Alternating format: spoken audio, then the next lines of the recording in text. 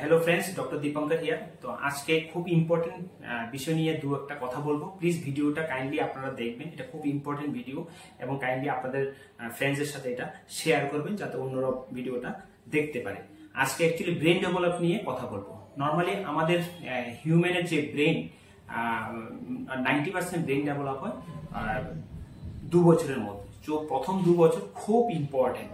এই জন্য আপনাদের বেবির ব্রেন ডেভেলপমেন্ট ঠিক হচ্ছে কিনা, যদি ব্রেন ডেভেলপমেন্ট ঠিক হয় তাহলে বাচ্চার ডেভেলপমেন্টগুলো মাইলস্টোনগুলো ঠিকঠাকভাবে সময়ের সাথে সাথে হবে।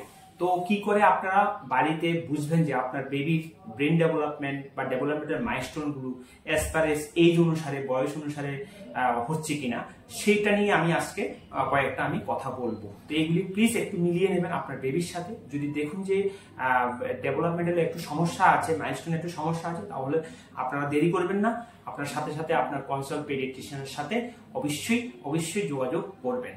তো আপনার বেবি হওয়ার পর মোটামুটি 30 দিনের মাথায়, মানে 1 মাস যখন হয়ে যাবে, 1 মাসের মধ্যে নর্মালি একটা বেবি ওর প্যারেন্টসকে চিনতে পারে, স্পেশালি মাকে। তো মা যেদিকে যাবে মাকে সবসময় ফলো করবে।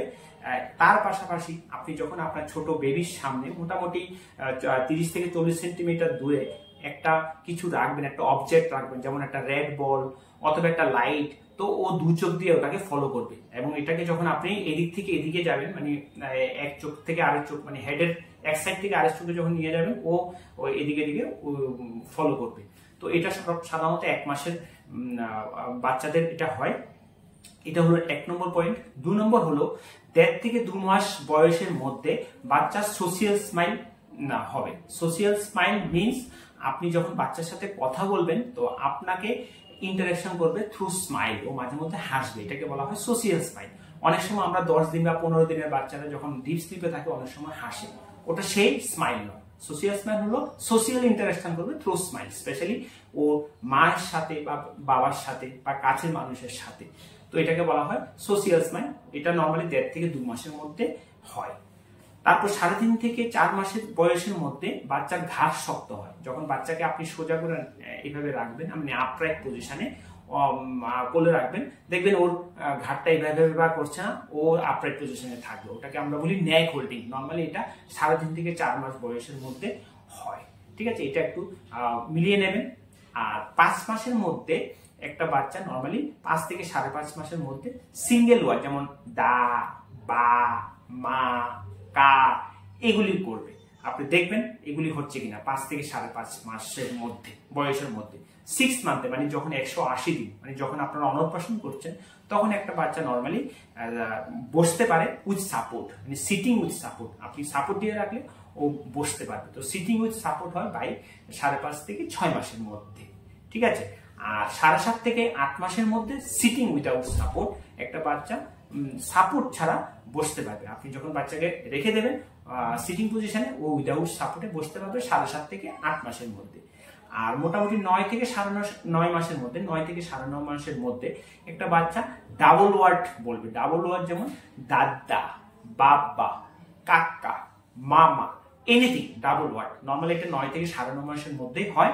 আর মোটামুটি 9 থেকে 10 মাসের মধ্যে বাচ্চা বাই বাই, টাটা, এগুলি বলবে। তো এটা মোটামুটি 9.5 থেকে 10 মাসের মধ্যে।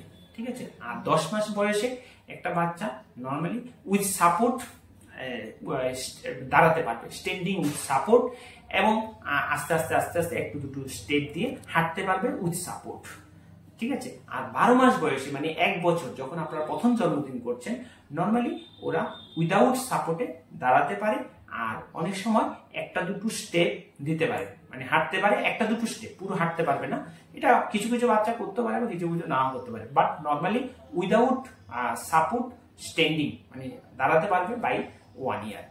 আর হাঁটা শেখে মোটামুটি 15 থেকে 16 মাসের মধ্যে উইদাউট সাপোর্ট। তো এটাও একটু মিলিয়ে নেবেন। ঠিক আছে। তো আপনারা একটু কাইন্ডলি আপনার বাচ্চার এই যে ডেভেলপমেন্টের মাইলস্টোন আমি বললাম, এগুলি আপনার বেবির সাথে একটু মিলিয়ে নেবেন। যদি দেখুন যে আপনার বাচ্চার মধ্যে একটু সমস্যা আছে, বয়স অনুসারে ডেভেলপমেন্টের মাইলস্টোন গুলো হচ্ছে না বা একটু পিছিয়ে আছে, সেই ক্ষেত্রে আপনারা দেরি করবেন না। কারণ আমরা যদি এগুলি আর্লি, যত তাড়াতাড়ি সম্ভব ডায়াগনোসিস করতে পারি, তত তাড়াতাড়ি আমরা ইন্টারভেনশন করতে পারবো, তত তাড়াতাড়ি আমরা কিছু একটা করতে পারবো। তো এনজয় ইউর প্যারেন্টিং ডে। তো তো আপনারা সবাই ভালো থাকবেন, একটু সাবধানে থাকবেন। Bye bye.